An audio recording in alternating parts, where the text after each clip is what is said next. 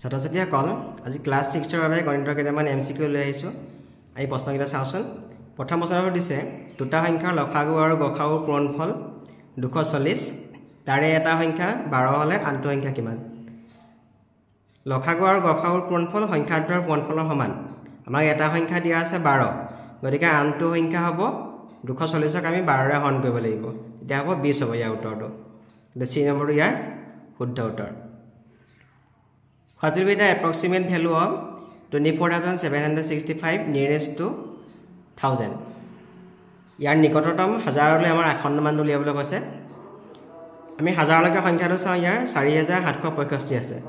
4765 টো 4000 ওচৰত হ'ব নে 5000 ওচৰত হ'ব? 4765 টো 5000 ওচৰত হ'ব।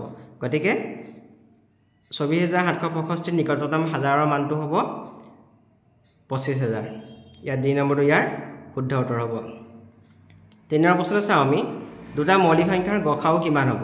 আমি ধৰি লৈছো উদাহৰণ হিচাপে ধৰি লৈছো 5টো মৌলিক সংখ্যা, গতিকে 5ৰ ফেক্টৰ হ'ব, 5ৰ উৎপাদক হ'ব 1 আৰু 5।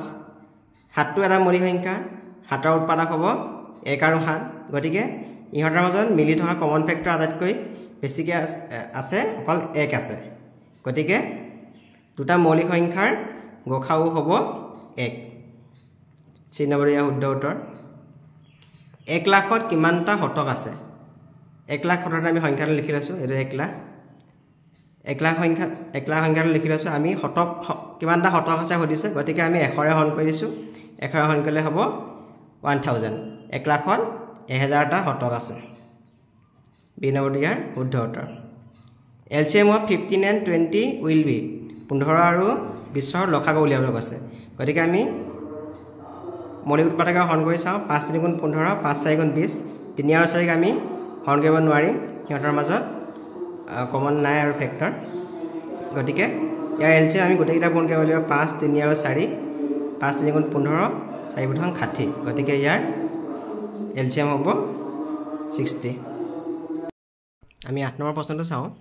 6 নম্বৰ প্ৰশ্নটো চাওঁ আমি, 81 আৰু 153 হৰণ কৰিব পৰা আটাইতকৈ ডাঙৰ সংখ্যাটো হ'ব।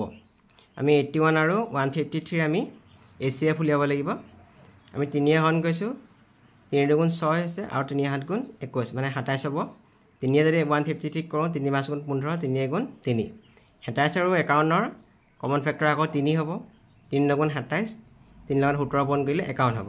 এতিয়া আমি যদি চাওঁ 9 আৰু 17ৰ কোনো কমন ফেক্টৰ আমি 1ৰ বাহিৰে নাপাওঁ। গতিকে ইয়াৰ ACF হ'ব 3 × 3 সমান 9। গতিকে ইয়াৰ A নম্বৰটো ইয়াৰ শুদ্ধ উত্তৰ।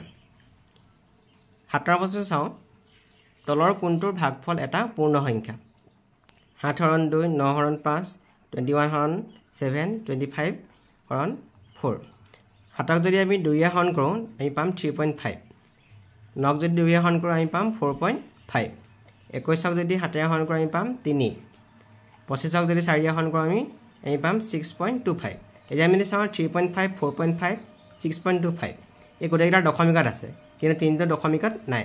গতিকে 3টো হ'ল পূৰ্ণ সংখ্যা আৰু বাকীখিনি পূৰ্ণ সংখ্যা নহ'ব। গতিকে শুদ্ধটো হ'ব C নম্বৰটো। তলৰ কোনটো পাৰ্থক্য এটা পূৰ্ণ সংখ্যা? 0 বিয়োগ 1, তাৰপিছত আছে 1 বিয়োগ 1, 1 বিয়োগ 2, 3 বিয়োগ 5। আমি যদি 0ৰ পৰা 1টো বিয়োগ কৰোঁ আমি পাম -1। 1ৰ পৰা 1 বিয়োগ কৰিলে হ'ব 0। 1ৰ পৰা -2 কৰিলে -1 হ'ব। 3 - 5 কৰিলে -2 হ'ব। -1 -1 -2 এইকেইটা ঋণাত্মক সংখ্যা আৰু এইটো হৈছে 0। 0টো হৈছে পূৰ্ণ সংখ্যা। গতিকে ইয়াৰ শুদ্ধ উত্তৰটো হ'ব বি নম্বৰটো। 3টা অংকৰে গঠিত কোনটো সংখ্যাৰ পূৰ্বপদটো 2টা অংকৰে গঠিত আটাইতকৈ ডাঙৰ সংখ্যাটো হয়? 2টা অংকৰে গঠিত আটাইতকৈ ডাঙৰ সংখ্যাটো হ'ল 99। আমাক কৈছে 3টা অংকৰে গঠিত কোনটো সংখ্যাৰ পূৰ্বপদ? 3টা অংকৰে গঠিত সংখ্যাটো যদি 100 হয়, 100ৰ পূৰ্বপদ বুলি ক'লে আমি 100 বিয়োগ 1 হ'ব। তাৰমানে আমাৰ উত্তৰটো হ'ব 100। 100ৰ পূৰ্বপদটো 2টা অংকৰে গঠিত আটাইতকৈ ডাঙৰ সংখ্যাটো হয়।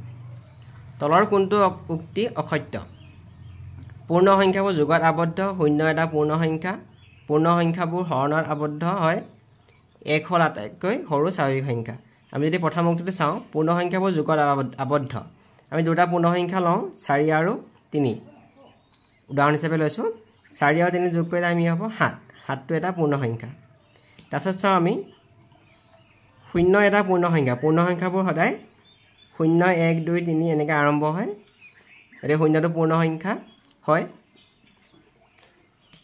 পূৰ্ণ সংখ্যাবোৰ হৰণত আবদ্ধ হয় দুটা পূৰ্ণ সংখ্যা চাওঁ 4টো এটা পূৰ্ণ সংখ্যা 8টো এটা পূৰ্ণ সংখ্যা আমি হৰণ কৰিলে পাম 0.5 0.5টো কিন্তু পূৰ্ণ সংখ্যা নহয় 1 হ'ল আটাইতকৈ সৰু স্বাভাৱিক সংখ্যা গতিকে স্বাভাৱিক সংখ্যা সদায় 1ৰ পৰা আৰম্ভ হয় 1 2 3 4 এনেকৈ আৰম্ভ হয় আমাৰ যদি C নম্বৰ চাওঁ পূৰ্ণ সংখ্যাবোৰ হৰণত আবদ্ধ হয় কৈছে গতিকে এইটো এটা ভুল উক্তি পূৰ্ণ সংখ্যাবোৰ হৰণত আবদ্ধ নহয় গতিকে অসত্যটো হ'ল C নম্বৰটো